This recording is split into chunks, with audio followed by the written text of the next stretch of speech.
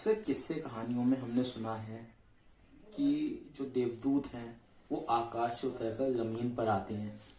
चाहे पैगंबर मोहम्मद की बात हो, उनको जिब्राइल द्वारा, या देवदूत जिब्राइल की बात हो, ये सभी क्या है, आकाश से ज़मीन पर आने की एक चमत्कारी घटना हम लोगों ने सुन रखी हैं।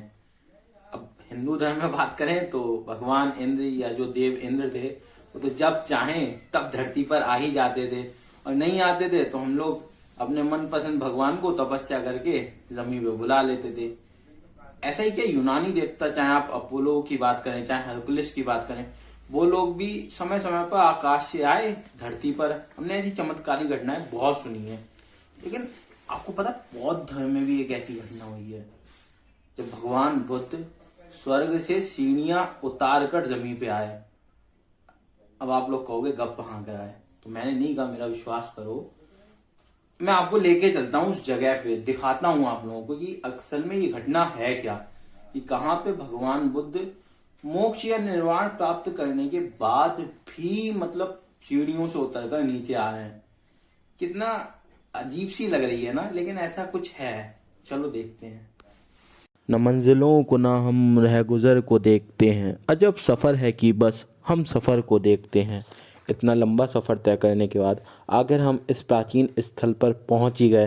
लेकिन हम तो कुछ नहीं, चीनी यात्री फाहियांग 5वीं शताब्दी के पहले दशक में यहाँ मथुरा से चलकर आया था और यहाँ से कन्नौज, श्रावस्ती आदि स्थानों पर गया। और हमारे पहुँचने पर आर्कियोलॉजिकल सर्वे ऑफ इंडिया पहले से ही बोर्ड लगाकर हमारा स्वागत कर रहा है। बहुत बहुत धन्यवाद।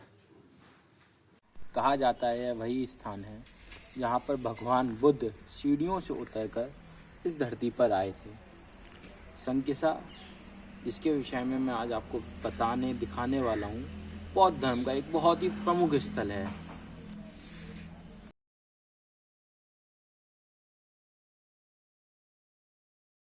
कहा जाता है भगवान बुद्ध अपने जीवन के वर्षों में भी इस स्थान पर अपने प्रिय शिष्य आनंद के कहने पर आए थे। उस समय जब भगवान बुद्ध यहाँ पे आए थे तो उन्होंने बौद्ध संघ में स्त्रियों का जो प्रवेश था, जिसपे जो वर्जित था, वो खत्म किया। उन्होंने एक बौद्ध भिक्षुणी जो थी उत्पलना, उनको ज्ञान दिया, और यहाँ बौद्ध संघ में स्त्रियों के प्रवेश की जो एक मनाही थी उसको उन्होंने वापस से स्वीकृत किया। तो आप समझ सकते हैं बौद्ध धर्म के लिए संकिसा एक कितना प्रमुख स्थल है।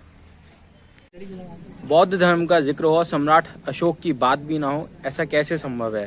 तो गाइज, ये पीछे जो आप मेरे एक शीश देख रहे हैं, ये इसका निर्माण सम्राट अशोक ने करवाया था। इस स्तंभ का निर्माण सम्राट अशोक ने करवाया था और इसके ऊपर एक ये हाथी की मूर्ति स्थापित की थी। इसके साथ ही सम्राट अशोक ने यहाँ पे एक बौद्ध स्तूप का भी निर्माण कराया था।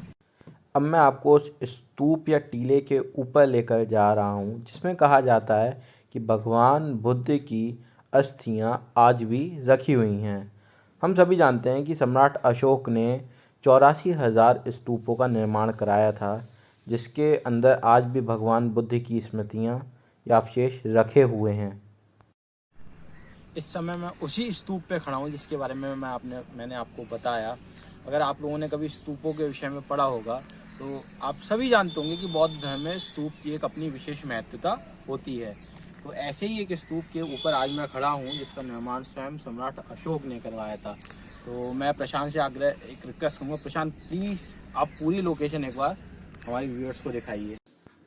ये उस स्तूप के ऊपर का दृश्य है जहाँ पर ये एक छोटा सा मंदिर बना हुआ है, जहाँ पर भगवान बुद्ध की कई हजार वर्ष पुरानी प्रतिमा आज भी रखी हुई है।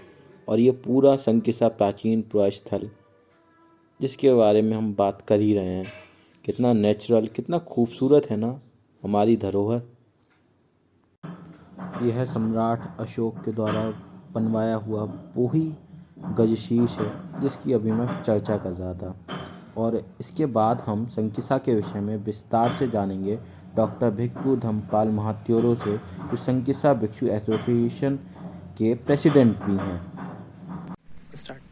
तो गाइज, मेरे साथ संकिसा में यहाँ के जो एक प्रमुख भंते जी हैं वो उपस्थित हैं, और मैंने उनसे थोड़ा रिक्वेस्ट करी कि आप सभी को संकिसा के विषय में वो स्वयं थोड़ा सा बताएं।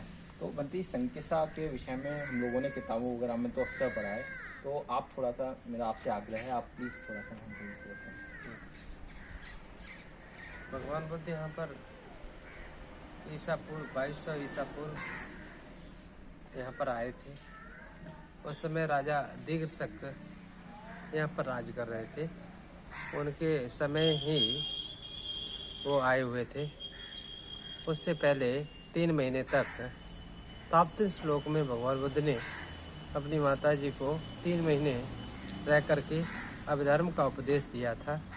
अभिधर्म चूँकि कठिन था, इसलिए यहाँ पर आए, इंद्र और ब्रह्मा के साथ यहाँ आए थे और आम जनता को उपदेश न दे करके कठिन सब्जेक्ट होने के कारण सबसे पहले जो योग भिक्षु थे, सारिपुत्र भिक्षु, उनको संक्षिप्त में बताया और सारिपुत्र भिक्षु ने यहाँ पर 500 आर्त भिक्षुओं को विस्तार रूप से यहाँ पर त्रिपिटक का जो 3rd पिटक है, अभिधम्म पिटक, उसका उपदेश दिया था।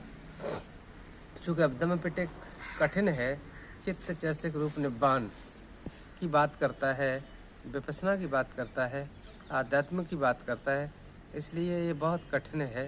लेकिन फिर भी 84,000 उपदेशों में भगवान का ये 1/3 भाग यहाँ पर भगवान ने दिया था, इसलिए इसका महत्व और भी बढ़ जाता है।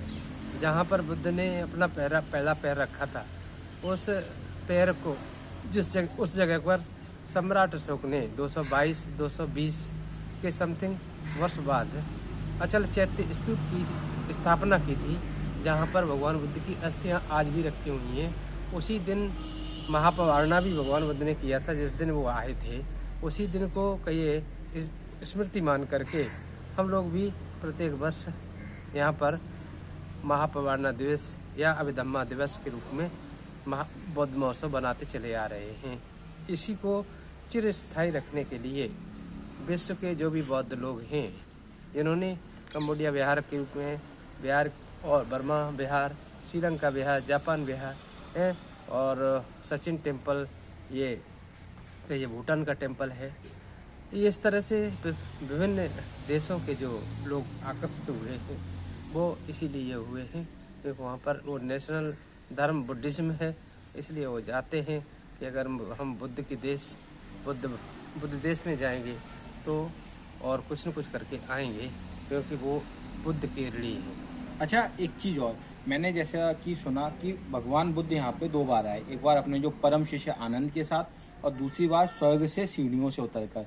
तो पहली बार तो मैंने ऐसा पढ़ा कि यहाँ पे जो बौद्ध भिक्षुणियाँ जो होती हैं, संघ में उनका प्रवेश जो था वो वर्जित था। तो जब वो यहाँ पे आए और उन्होंने उत्पल वर्णा नाम की एक बौद्ध भिक्षुणी के लिए ज्ञान दिया और बौद्ध संघ जो था भिक्षुणियों के लिए भी उसके द्वार खोल दिए। और दूसरी घटना की स्वर्ग से आकर, तो ये जो दैवीय घटना है, इसको मतलब थोड़ा सा एक बार मैं चाहता हूँ। नहीं, दैवीय घटना है, बुद्ध के समय में दैवीय घटना का कोई मतलब नहीं होता है। ये तो यूनिक प्लेस है। बुद्ध इंद्र और ब्रह्मा के साथ ताप्ती श्लोक से यहाँ पर आते हैं। बुद्ध के जीवन में ऐसी कोई जीवन में और कोई घटना नहीं है। इस संकसा की पहली घटना है। जहाँ तक सवाल रहा उत्पल वर्णा का, उत्पल वर्णा श्रावस्ती से यहाँ पर आई थी और आकर के बाकायदा भिक्षुणी संघ में उन्होंने दीक्षा ली थी। लेकिन उससे पहले वैशाली में भगवान बुद्ध के शिष्य आनंद ने रिक्वेस्ट किया था भगवान बुद्ध से, भगवान क्या बुद्ध के धर्म में केवल पुरुषों के लिए ही जगह है, महिलाओं के लिए जगह नहीं है? इस पर निरुत्तर भगवान बुद्ध रहे थे, नहीं, सबके लिए ये धर्म है। तो आप अपनी माँ जो कहिए विमाता है माँ प्रजापति गौतमी को, उनको क्यों नहीं दीक्षा देते हो? तो 500 जो भिक्षुणियाँ थीं पैदल चल के वहाँ से कौशाम्बी से कपिलवस्तु से पैदल चल के श्रावस्ती गई और श्रावस्ती जा करके बुद्ध की जो 8 जो प्रमुख ये शर्तें थी उनको माना और मान करके भिक्षुणी संघ को बनाया था। बहुत बहुत धन्यवाद, थैंक यू। तो देखा कि आप सभी समझ गए कि संकिसा का बौद्ध धर्म में अपना कितना बड़ा महत्व है, लेकिन इतिहास के पन्नों में ये कहीं खोसा गया है।